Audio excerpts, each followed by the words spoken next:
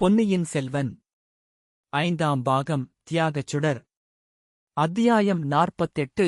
நீ என் மகன் அல்ல. ஆதித்த கரிகாலன் இறுதி ஊர்வலம் காவிரி நதிக்கரையோரமாக தஞ்சையை நோக்கிச் சென்றபோது அந்த ஊர்வலத்தில் சோழ நாட்டு மக்கள் லட்சக்கணக்கானவர்கள் கலந்து கொண்டார்கள். வீரர்களைப் போற்றும் குணம் அந்நாளில் தமிழகத்தில் பெரிதும் பரவியிருந்தது. இடையில் சில காலம் சோழ குலம் மங்கியிருந்து விஜயாலய சோழர் காலத்திலிருந்து மீண்டும் தலையெடுத்ததைக் கண்டு அல்லவா? 100 ஆண்டுகளாக அந்த குலத்தில் பிறந்தவர்கள் ஒவ்வொருவரும் வீரப்புகழில் ஒருவரையொருவர் மிஞ்சிக் கொண்டு வந்தார்கள். விஜயாலயன் மகன் ஆதித்தவர்மன் பல்லவ குலத்தின் புகழை அழித்து தொண்டை நாட்டைக் கைப்பற்றினான். அவனுடைய மகன் பராந்தக சக்கரவர்த்தி மதுரையும் ஈழமும் கொண்ட தென்னாடு முழுவதையும் தன் ஆட்சிக்கு உட்படுத்தினான். பராந்தக சக்கரவர்த்தியின் புதல்வர்கள் 4 ஒருவரையொருவர் வீரத்தில் மிஞ்சினார்கள். அவர்களில் ஒருவன் பாண்டிய நாட்டுப் போரில் உயிர் துறந்தான். மூத்த மகனாகிய இராஜாதித்தனோ சமுத்திரம் போல் பொங்கி வந்த இரட்டை மண்டல கன்னர தேவனின் பெரும் படையுடன் தக்கோலத்தில் போர் தொடுத்து அம்மாபெரும் சைன்யத்தை முறியடித்த பிறகு போர்க்களத்திலேயே வஞ்சனையினால் கொல்லப்பட்டு யானை மேல் துஞ்சின தேவன் ஆயினான். கண்டராதித்தர் சிவஞானச் செல்வராயினும் அவரும் வீரத்தில் குறைந்தவராக இல்லை. பின்னர் ஆற்றூர் துஞ்சிய அரிஞ்சயனுடைய குமாரர் சுந்தர சோழர் காலத்தில் தக்கோலப் போருக்குப் பிறகு சிறிது மங்கியிருந்த சோழ சாம்ராஜ்யத்தின் புகழ் மீண்டும் மகோந்ததமடைந்தது. இவ்வாறு வழி வழியாக வந்த வீர பரம்பரையில் பிறந்தவர்களில் ஆதித்த கரிகாலனுக்கு ஒப்பாருமில்லை மிக்காருமில்லை என்று மக்களின் ஏகோபித்த வாக்கே எங்கும் கேட்கக் கூடியதாயிருந்தது. 12ஆம் வயதில் சேவூர் போர்க்களத்தில் அவன் புரிந்த வீரதீர சாகசச் செயல்கள் அர்ச்சுனன் மகனான அபிமன்யுவின் புகழையும் மங்கச் செய்துவிட்டனவல்லவா? இத்தகைய வீராதி வீரன் சில வருட காலமாக தஞ்சைக்கு வராமல் காஞ்சியிலேயே தங்கியிருந்த காரணம் பற்றி பலவித வதந்திகள் உலாவி வந்தன. சிற்றரசர்கள் சூழ்ச்சி செய்து மதுராந்தகனுக்கு பட்டம் கட்டும் நோக்கத்துடன் ஆதித்த கரிகாலனை தஞ்சை பக்கம் வராதபடி செய்து வருகிறார்கள் என்பது ஒரு வதந்தி. முன்னொரு காலத்தில் கரிகால வளவன் வடநாட்டுக்கு படையெடுத்துச் சென்று இமயமலையின் உச்சியில் புலிக்கொடியை நாட்டிவிட்டு வந்தது போல் அதே பெயர் கொண்ட ஆதித்த கரிகாலனும் செய்ய விரும்பிச் சபதம் செய்திருக்கிறான் என்றும் அந்தச் சபதம் நிறைவேறாமல் அவன் தஞ்சைக்கு திரும்ப விரும்பவில்லை என்றும் அதற்கு பழுவேட்டரையர் முதலியவர்கள் குறுக்கே நின்று தடுத்து வருகிறார்கள் என்றும் இன்னொரு வதந்தி பரவியிருந்தது.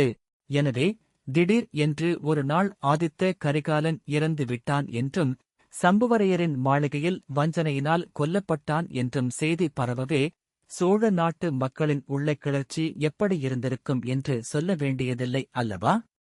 அந்த வீர புருஷனுக்கு இறுதி மரியாதை செய்வதற்கு மக்கள் லட்சக்கணக்கிலே திரண்டு வந்து சேர்ந்ததிலும் வியப்பில்லைதானே?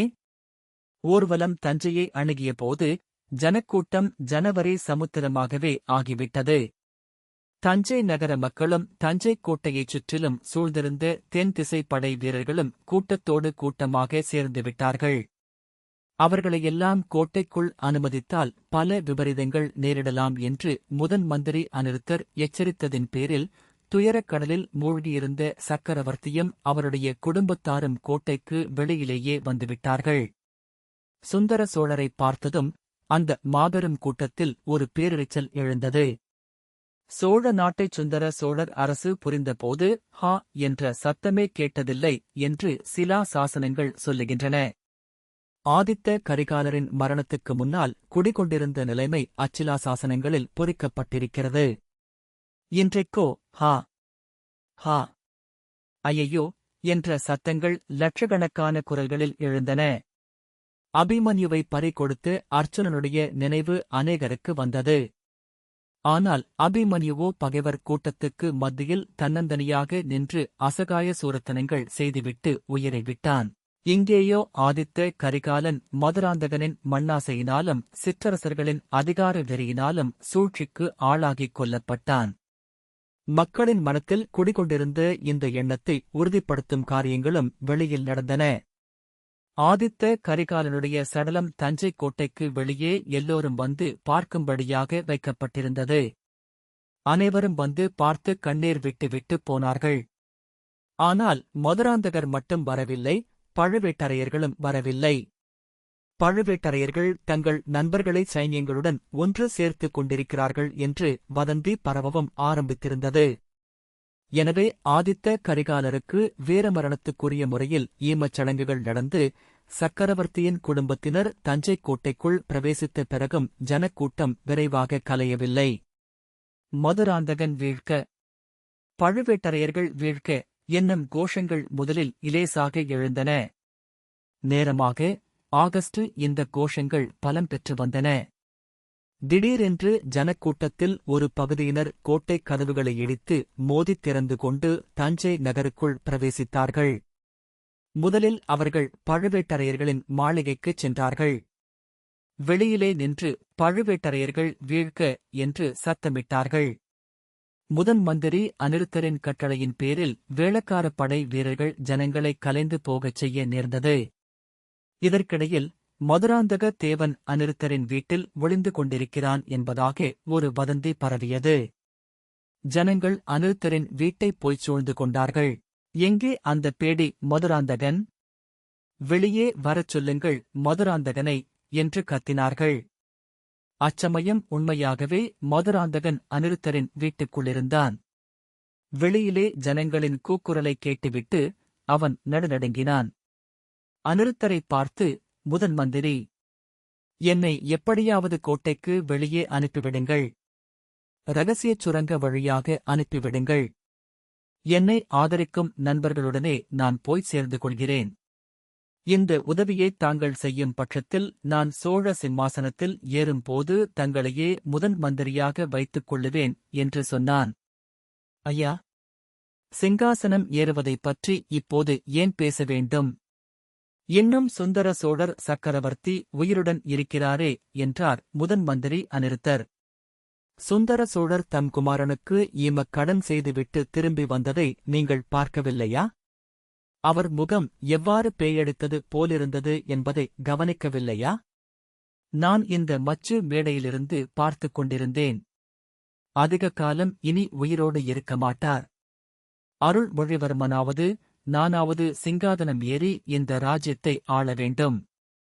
சுந்தர சோழர் எனக்கு பட்டம் கட்டவே பிரியப்படுகிறார். நீங்களும் அன்னையும் எதற்காக அதற்கு குறுக்கே நிற்க வேண்டும் என்றான் மதுராந்தகன். இளவரசே, தங்கள் அன்னை குறுக்கே நிற்பதற்கான காரணம் இல்லாமல் போகுமா? அதோ கேளுங்கள். இந்த வீட்டைச் சூழ்ந்திருக்கும் மக்களின் கூச்சலை சுந்தர சோழர் இஷ்டப்பட்டால் மட்டும் போதுமா? சோழ நாட்டு மக்கள் இஷ்டப்பட வேண்டாமா என்று கூறிவிட்டு, ஆகா, இது என்ன என்று அநிருத்தர் வீதியில் எட்டிப் பார்த்தார். பழைய கூக்குரலுக்குப் பதிலாக இப்போது அருள்மொழிவர்மர் வாழ்க, பொன்னியின் செல்வர் வாழ்க, ஈழங்கொண்ட வீராதி வீரர் வாழ்க என்ற கோஷங்கள் கிளம்பின. கம்பீரமான குதிரை மேலேறி அருள்மொழிவர்மர் அங்கே வந்து கொண்டிருந்தார். அவரைப் பின்தொடர்ந்து அத்தனை ஜனங்களும் போனார்கள். சில நிமிஷ நேரத்துக்கெல்லாம் அநிருத்தர் வீட்டின் வெளிப்புறம் வெறுமையாகிவிட்டது. அநிருத்தருக்கு முன்னாலிருந்து மதுராந்தகனும் அந்தக் காட்சியைப் பார்த்துக் கொண்டிருந்தான். அவனுடைய கண்கள் பொறாமை தீயினால் கோவைப்பழம் போல சிவந்தன. ஆகா, இந்தப் பிள்ளையிடம் அப்படி என்னதான் வசீகரம் இருக்கிறதோ என்று தனக்குத்தானே சொல்லிப் பொறுமிக் கொண்டான். அநிருத்தர், இளவரசே, ஈழத்து இராணியைக் கொன்றவனைப் பின் தொடர்ந்து சின்னப் பழுவேட்டரையர் ஓடியபோது நீர் அந்த பாதாளச் சுரங்க வழியில் இருந்ததற்கு காரணம் என்ன என்று கேட்டார். பொன்னியின் செல்வன் யானைப்பாகன் வேஷத்தில் அரண்மனைக்கு வந்தபோது எனக்கு மிக்க மனச்சோர்வு உண்டாயிற்று. அவனும் நானும் ஒரே சமயத்தில் இந்தக் கோட்டைக்குள்ளிருக்க பிரியப்படவில்லை. பழுவேட்டரையர் சுரங்க வழியை எனக்குக் காட்டிக் கொடுத்திருந்தார். அதன் வழியாக போய்விடலாமா என்று யோசித்துக் கொண்டு அரண்மனைத் தோட்டத்தை சுற்றிக் கொண்டிருந்தேன். அப்போது ஒருவன் சுரங்கப்பாதை வழியாக வெளியே வருவதைப் பார்த்தேன். அவன் என்னை நெருங்கி, இளவரசே, தங்களை பார்க்கத்தான் வந்தேன். பெரிய பழுவேட்டரையரும் கந்தமாறனும் தங்களை உடனே அழைத்து வரும்படி என்னை அனுப்பினார்கள். தங்கள் சிம்மாசன உரிமையை ஆதரித்து நிற்க பெரிய சைன்யங்கள் தயாராயிருக்கின்றன என்றான். அவனுடைய தோற்றம் எனக்கு சிறிது சந்தேகத்தை உண்டாக்கிற்று. பெரிய சைன்யம் தயாராகியிருந்தால் நான் ஏன் வெளியே வரவேண்டும்? அவர்களே இங்கு வந்து கொடும்பாளூர் படைகளை தோற்கடித்துவிட்டு என்னை சிம்மாசனத்தில் ஏற்றி வைக்கட்டுமே என்றேன். அந்த மனிதன், இளவரசே, அது மட்டுமல்ல, தங்களுடைய பிறப்பைக் குறித்து ஒரு பயங்கரமான மர்மம் இருக்கிறது. அதை வேறு யாரும் உங்களுக்குச் சொல்லத் துணிய மாட்டார்கள். நான் சொல்வேன் என்றான். அப்படியானால் வா, உடனே போகலாம் என்றேன் நான். அதற்கு அவன், முதன் மந்திரி அநிருத்தருக்கு ஒரு செய்தி சொல்ல வேண்டியிருக்கிறது. அதைச் சொல்லிவிட்டு வருகிறேன். நீங்கள் முதலில் போய்ச் சுரங்கப் பாதையில் ஒளிந்திருங்கள் என்றான். அதன் பேரில் பொக்கிஷ நிலவறைக்குள் போய் நான் காத்திருந்தேன். முதல் மந்திரி, தங்களை அவன் வந்து பார்த்தானா? என் பிறப்பைக் குறித்த பயங்கரமான மர்மம் என்னவாக இருக்கக்கூடும் என்றான் மதுராந்தகன். இளவரசே, தங்களுக்கு அதை வெளியிட்டுச் சொல்லும் உரிமை பெற்றவர் தங்கள் அன்னை செம்பியன் மாதேவி ஒருவர்தான். எனக்கு ஓரளவு தெரிந்திருந்தாலும் நான் அதைச் சொல்லக்கூடாது என்றார் அநிருத்தர். இந்தச் சமயத்தில் அம்மாளிகையின் வாசலில் மறுபடியும் கலகலப்புச் சத்தம் கேட்டது. முதன் மந்திரி எட்டிப் பார்த்தார். ஆகா, இதோ உங்கள் அன்னையே வந்துவிட்டார் என்றார். சிறிது நேரத்திற்கெல்லாம் செம்பியன் மாதேவி அநிருத்தரின் வீட்டுப் பெண்மணிகளை பார்த்துப் பேசிவிட்டு மேல் மாடிக்கு வந்தார். அந்த தேவியின் முகத்தில் அப்போது சோகம் ததும்பிக் கொண்டிருந்தது. அநிருத்தர் எழுந்து உபசரித்துச் சுட்டிக்காட்டிய ஆசனத்தில் தேவி உட்கார்ந்தார். சிறிது நேரம் தரையைக் குனிந்து பார்த்த வண்ணமாக இருந்தார். அந்த மேல் மாடத்திலும் மாளிகைக்கு வெளியிலும் வீதியிலும் நிசப்தம் குடிகொண்டிருந்தது.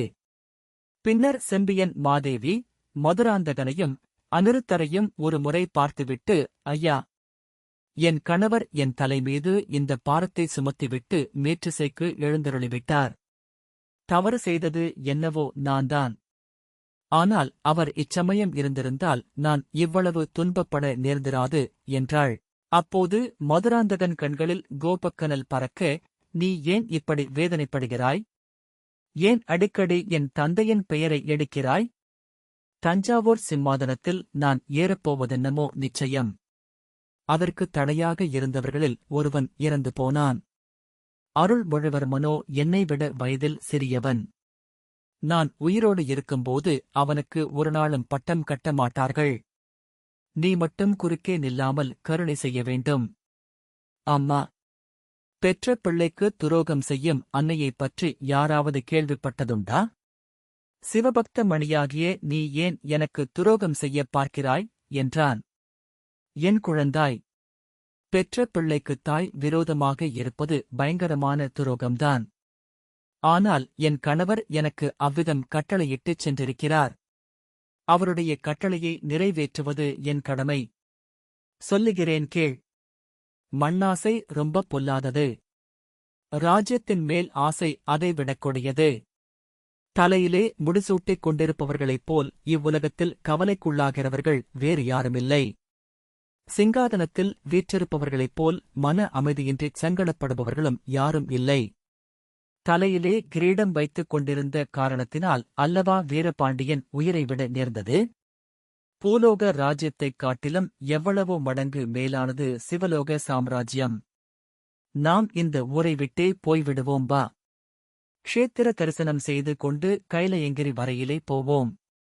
சாக்ஷாத் கைலாசநாதரின் கருணைக்கு பாத்திரமாவோம். ஆகா, கைலாச யாத்திரை போவதற்கு தங்களுக்கு தக்க பருவம்தான். எனக்கு இன்னும் பிராயம் ஆகவில்லை. இந்த உலகத்தின் சுகதுக்கங்கள் எதையும் நான் பார்க்கவில்லை. உடம்பெல்லாம் சாம்பலை பூசிக்கொண்டு சிவ சிவா என்று பைத்தியக்காரனைப் போல் அலைந்து திரியும்படி என்னை நீ வளர்த்துவிட்டாய். அந்த பரமசிவனுடைய பெருங்கருணையினாலேயே என்னிடம் இப்போது ராஜ்யம் நெருங்கி வந்திருக்கிறது. அதை ஏன் நான் கைவிட வேண்டும் என்று கேட்டான் மதுராந்தகன். அப்பனே, உன்னை நெருங்கி வந்திருக்கும் ராஜ்யம் எத்தனையோ அபாயங்களுடன் சேர்ந்து வந்திருக்கிறது. நீ சிங்காதனம் ஏறுவதற்கு ஒரு தடை நீங்கிவிட்டது. ஆதித்த கரிகாலன் இறந்துவிட்டான் என்று சொன்னாய். சற்று முன்னால் இந்த வீட்டைச் சுற்றி நின்று கொண்டிருந்த ஜனங்கள் கூச்சலிட்டது உன் காதில் விழவில்லையா? மதுராந்தகா, ஆதித்த கரிகாலன் இறந்ததற்கு நீயும் பழுவேட்டரையர்களுமே காரணம் என்று மக்கள் நினைக்கிறார்கள். உன்னை எப்படி சக்கரவர்த்தியாக அவர்கள் ஒப்புக்கொள்வார்கள்? அம்மா, அதையெல்லாம் ஜனங்கள் வெகு சீக்கிரம் மறந்துவிடுவார்கள். என்னை சிங்காதனத்தில் ஏற்றிவிட்டால் என்னையே சக்கரவர்த்தி என்று ஒப்புக்கொள்வார்கள். இன்னும் சொல்கிறேன் கேள். கரிகாலனுடைய மரணத்துக்கு யார் காரணம் தெரியுமா? அருள்மொழிவர்மரின் அருமை சிநேகிதன் வந்தியத்தேவன்தான். சம்புவரையர் வீட்டில் கரிகாலன் செத்துக் கிடந்த இடத்தில் வந்தியத்தேவன்தான் இருந்தானாம். சம்புவரையரையும் வந்தியத்தேவனையும் பாதாளச் சிறையில் போட்டிருக்கிறார்கள். தனக்கு சிம்மாதனம் கிடைக்கும் பொருட்டு தமையனைக் கொலை செய்ய ஏற்பாடு செய்தவன் அருள்மொழிவர்மன். இது மட்டும் ஜனங்களுக்குத் தெரியட்டும். அப்புறம் பொன்னியின் செல்வரின் கதி என்ன ஆகிறதென்று பார்க்கலாம். செம்பியன் மாதேவி தம் கண்களில் கனல் வீச, அடபாவி, கருணையே உருக்கொண்ட அருள்மொழியைப் பற்றி என்ன வார்த்தை சொல்கிறாய்? உன்னைப் போன்ற துராசை பிடித்தவனையே அவன் கோவிலில் வைத்துக் கும்பிட தயாராக இருக்கிறானே. அவனைப் பற்றி நீ மறுபடியும் இப்படிச் சொன்னால் நீ எரிவாய் நரகத்துக்குத்தான் போவாய். உனக்கு இம்மையிலும் மறுமையிலும் கதி மோட்சம் கிடையாது என்றாள். இதைக் கேட்டதும் மதுராந்தகன் குதித்தெழுந்தான். அடிப்பேயே, உன் சொந்த மகனுக்கு சாபம் கொடுக்கிறாய். என்னுடைய விரோதிக்கு ஆசி கூறுகிறாய். நீ என்னுடைய தாயாராக இருக்க முடியுமா? இல்லவே இல்லை என்று மதுராந்தகன் உள்ளம் நொந்து கொதித்துக் கூறினான். அப்போது செம்பியன் மாதேவி, அப்பா, உனக்கு நான் இதை என்றைக்கும் சொல்ல வேண்டாம் என்றிருந்தேன். உன்னுடைய பிடிவாதத்தினால் சொல்லும்படி செய்துவிட்டாய். உண்மையிலேயே நான் உன்னை பெற்ற தாயார் அல்ல, நீ என் மகனும் அல்ல என்றாள். மதுராந்தகன் கம்மிய குரலில், ஆகா, நான் சந்தேகித்தது உண்மையாகப் போய்விட்டது. நீ என் தாயாரில்லாவிட்டால் என் தாயார் யார்? நான் உன் மகன் இல்லை என்றால் பின் யாருடைய மகன் என்றான். தேவி முதன் மந்திரி அநிருத்தரைப் பார்த்து, ஐயா, தாங்கள் சொல்லுங்கள். என்னுடைய அவமானத்தை நானே சொல்லும்படி தயவு செய்து வைக்க வேண்டாம் என்றாள். முதன் மந்திரி அநிருத்தர் மதுராந்தகனை பார்த்துச் சொன்னார், இளவரசே, தங்களைச் சின்னஞ்சிறு குழவிப் பருவத்திலிருந்து எடுத்து வளர்த்து அன்னையை மனம் நோகும்படி செய்துவிட்டீர்கள். எப்படியும் ஒருநாள் தாங்கள் உண்மையை அறிந்து கொள்ள வேண்டியதுதான்.